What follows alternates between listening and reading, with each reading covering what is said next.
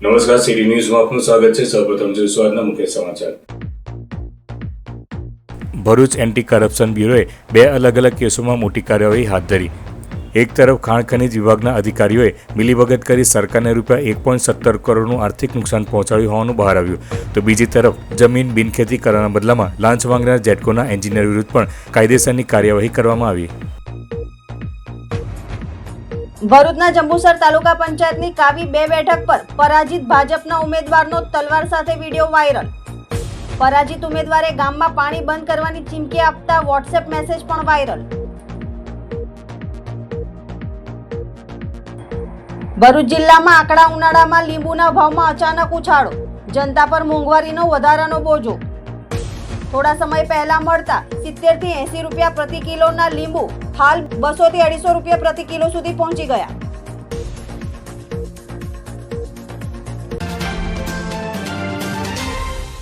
ભ્રષ્ટાચાર વિરુદ્ધ લાલ આંખ કરતા ભરૂચ એન્ટી કરપ્શન બ્યુરોએ બે અલગ કેસોમાં મોટી કાર્યવાહી હાથ ધરી છે। એક તરફ ખાણ ખનીજ વિભાગના અધિકારીઓએ મિલીભગત કરી સરકારને ₹1.17 કરોડનું આર્થિક નુકસાન પહોંચાડ્યું હોવાનું બહાર આવ્યું છે, તો બીજી તરફ જમીન બિનખેતી કરવાના બદલામાં લાંચ માંગનાર જેટકોના એન્જિનિયર વિરુદ્ધ પણ કાયદેસરની કાર્યવાહી કરવામાં આવી છે। જેમાં પ્રથમ કેસમાં જોઈએ તો અંગારેશ્વર ગામે પરમિટ ધારકો દ્વારા નિયમ વિરુદ્ધનું ખનન કરવામાં આવતું હોવાની ફરિયાદ બાદ એસીબી દ્વારા તપાસ હાથ ધરવામાં આવી હતી। તપાસમાં બહાર આવ્યું હતું કે જે તે સમયે ઇન્ચાર્જ ભૂસ્તર શાસ્ત્રી નરેશ માવજીભાઈ જાની, સર્વેયર અશ્વિન લાલજીભાઈ કોટડિયા અને માઇન સુપરવાઇઝર ભાવેશ રામજીભાઈ પરમારે પોતાની સત્તાનો દુરુપયોગ કર્યો હતો।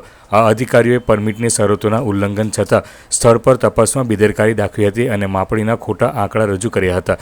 વાસ્તવમાં જે દંડ વસૂલવાનો હતો તે ન વસૂલી અથવા ઓછો વસૂલીને પરમિટ ધારકોને ફાયદો કરાવ્યો હતો। પરિણામે સરકારી તિજોરીને ₹1.17 કરોડથી વધુનું નુકસાન થયું છે। ભરૂચ એસીબીએ ભ્રષ્ટાચાર નિવારણ અધિનિયમની વિવિધ કલમો હેઠળ આ ત્રણેય વિરુદ્ધ કાયદેસરની કાર્યવાહી હાથ ધરી છે। જ્યારે બીજા કેસમાં જોઈએ તો ફરિયાદીએ પોતાની માલિકીની જમીન બિનખેતી કરવા માટે કલેક્ટર કચેરીમાં અરજી કરી હતી। આ બાબતે જેટકો સબસ્ટેશન જંબુસરનો અભિપ્રાય જરૂરી હોવાથી ત્યાં ફરજ બજાવતા જુનિયર એન્જિનિયર વ્રજેશ વલ્લભભાઈ ગડરિયાએ સ્થળ મુલાકાત લીધી હતી। વ્રજેશભાઈએ આ કામ કરી આપવાના બદલામાં ફરિયાદી પાસે ₹1000ની લાંચની માંગણી કરી હતી। ફરિયાદી લાંચ આપવા માંગતા ન હોવાથી તેમણે એસીબીમાં સંપર્ક કર્યો હતો। જોકે અધિકારીને શંકા જતા છટકું સફળ રહ્યું ન હતું, પરંતુ ટેલિફોનિક વાતચીતના રેકોર્ડિંગ અને વૈજ્ઞાનિક પુરાવાઓના આધારે તે સાબિત થયું હતું કે અધિકારીએ લાંચ માંગી હતી। હાલમાં છોટાઉદેપુર ખાતે ડેપ્યુટી એન્જિનિયર તરીકે ફરજ બજાવતા વ્રજેશ ગડરિયા વિરુદ્ધ એસીબીએ કાયદેસરની કાર્યવાહી હાથ ધરી છે। ભરૂચના જંબુસર તાલુકા પંચાયતની કાવી 2 બેઠક પર પરાજિત ભાજપના ઉમેદવારનો તલવાર સાથે વિડીયો વાયરલ થતા ખળભળાટ મચી જવા પામી છે। પરાજિત ઉમેદવારે ગામમાં પાણી બંધ કરાવવાની ચીમકી આપતો વોટ્સએપ મેસેજ પણ વાયરલ થયો છે। ભરૂચ જિલ્લામાં જંબુસર તાલુકાના દેગામ વિસ્તારમાં રાજકીય તણાવનું વાતાવરણ સર્જાયું હોવાનું સામે આવ્યું છે। કાવી 2 બેઠકના પરિણામ બાદ એક વિવાદાસ્પદ વિડીયો અને વોટ્સએપ મેસેજ સોશિયલ મીડિયા પર વાયરલ થતાં ચર્ચા ગરમાઈ છે। ભાજપના ઉમેદવાર શકીલ અહેમદ મલેકના પરાજય બાદ તેમના નામ સાથે જોડાતો એક વિડીયો અને મેસેજ સામે આવ્યો છે, જેમાં હાથમાં તલવાર સાથે પાણી પુરવઠો બંધ કરવાની ચીમકી આપ્યાનો દાવો કરવામાં આવે છે। કાવી 2 બેઠક પરના આપના ઉમેદવાર સોહેલ વિજેતા બન્યા છે, જ્યારે ભાજપના ઉમેદવાર શકીલ અહેમદ મલેકને પરાજયનો સામનો કરવો પડ્યો છે। આ મામલે આમ આદમી પાર્ટીના જિલ્લા પ્રમુખ પિયુષ પટેલે નિવેદન આપ્યું છે કે ભાજપ દ્વારા મતદારો અને વિજેતા ઉમેદવારોમાં ભય ફેલાવવાનો પ્રયાસ થઈ રહ્યો છે। તેમણે આ ઘટનાની નિષ્પક્ષ તપાસ કરવાની માંગણી પણ કરી છે। ભરૂચ જિલ્લાના જે જંબુસર તાલુકામાં આવેલ કાવી 2 બેઠક જે છે, આ કાવી તાલુકા પંચાયતની બેઠક ઉપર આમ આદમી પાર્ટીના ઉમેદવાર એવા સોહેલભાઈ મલેક જ્યારે વિજેતા થયા છે, સામે ભારતીય જનતા પાર્ટીના જે હરીફ ઉમેદવાર હતા તેઓ હારી ગયા છે આ ઇલેક્શન।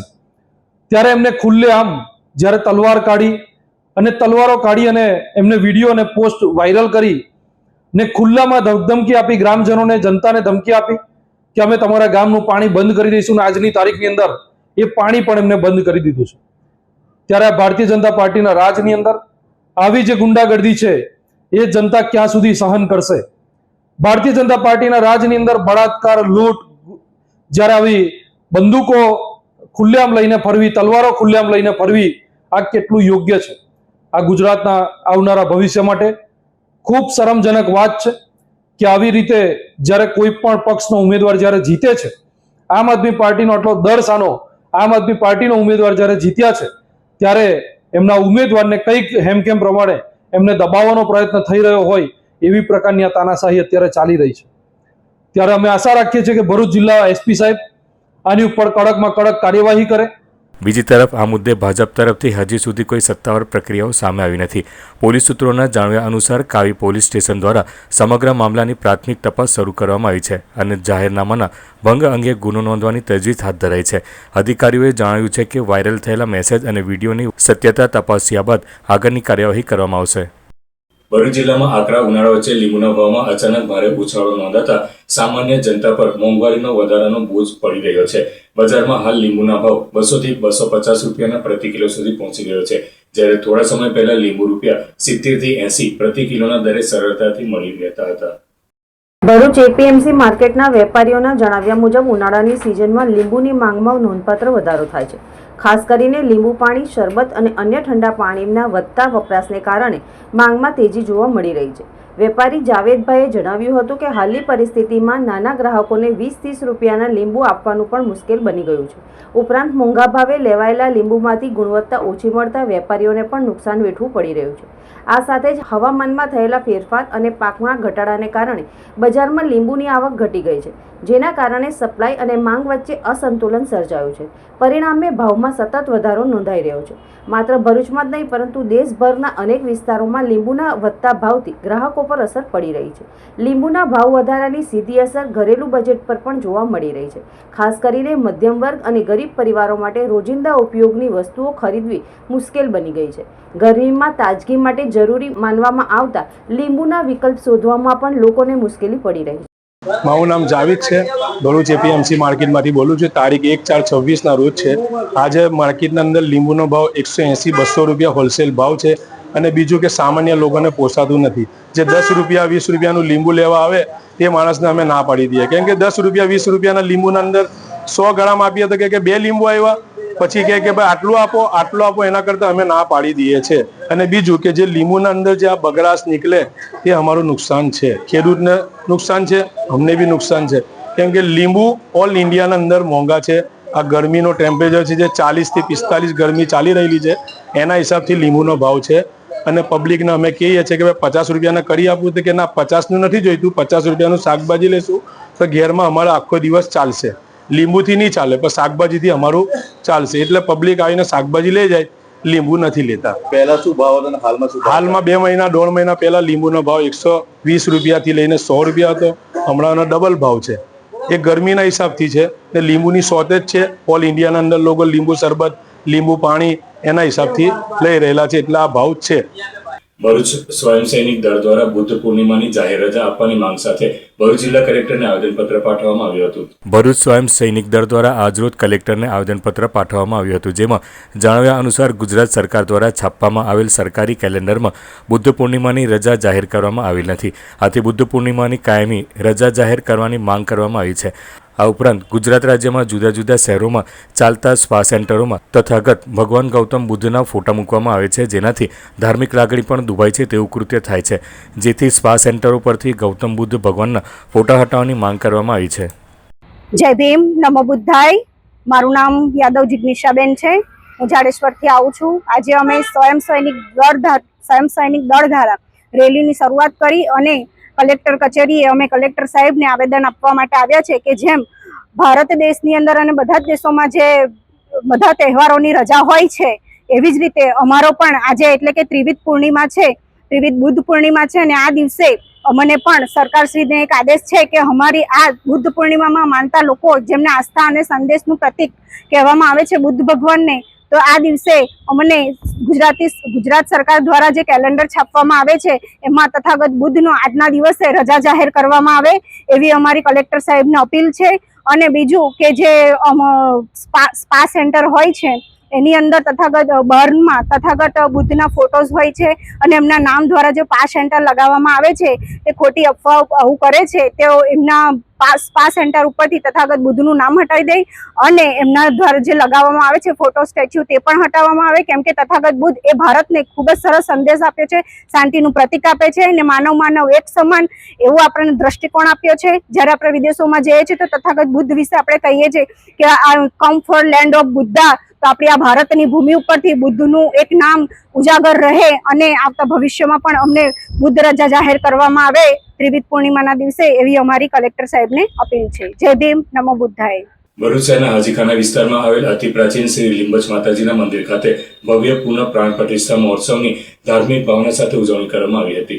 લીંબચિયા સમાજના આ પ્રાચીન મંદિરનું નવનિર્માણ પૂર્ણ થતાં વૈદિક મંત્રોચ્ચાર, હવન અને વિવિધ પૂજા વિધિઓ સાથે શ્રી લીંબચ માતાજીની પવિત્ર મૂર્તિની વિધિવત સ્થાપના કરવામાં આવી હતી. સમગ્ર મંદિર પરિસર ભક્તિભાવથી ગુંજી ઉઠ્યું હતું અને માતાજીના જયઘોષ સાથે વાતાવરણ ધાર્મિક બની ગયું હતું. આ પવિત્ર પ્રસંગે લીંબચિયા સમાજના મોટી સંખ્યામાં ભક્તજનો ઉપસ્થિત રહ્યા હતા અને માતાજીના આશીર્વાદ પ્રાપ્ત કર્યા હતા. મહોત્સવ દરમિયાન ભક્તો માટે પ્રસાદનું પણ આયોજન કરવામાં આવ્યું હતું. આ ઉપરાંત સમાજના વિકાસને ધ્યાનમાં રાખીને મંદિર પરિસરમાં એક વિશાળ હોલનું નિર્માણ પણ કરવામાં આવ્યું છે, જેમાં સમાજના લોકો ભવિષ્યમાં વિવિધ ધાર્મિક અને સામાજિક કાર્યક્રમો યોજી શકશે. આ રીતે ભવ્ય પુનઃ પ્રાણ પ્રતિષ્ઠા મહોત્સવ સાથે સમાજમાં આનંદ અને ભક્તિનો માહોલ સર્જાયો હતો.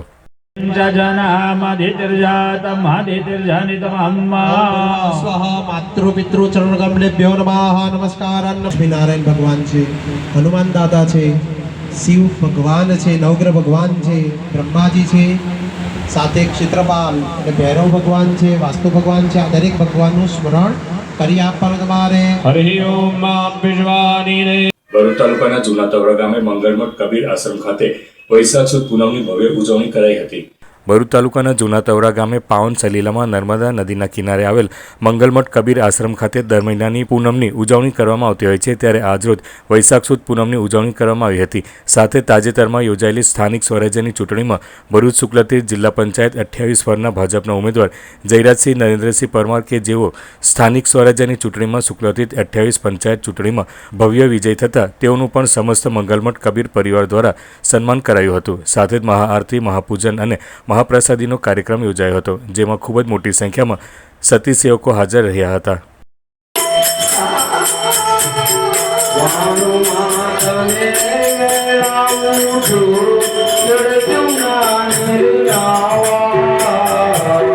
અંતમાં મુખ્ય સમાચાર પર ફરી એક નજર. ભરૂચ એન્ટી કરપ્શન બ્યુરોએ 2 અલગ અલગ કેસોમાં મોટી કાર્યવાહી હાથ ધરી.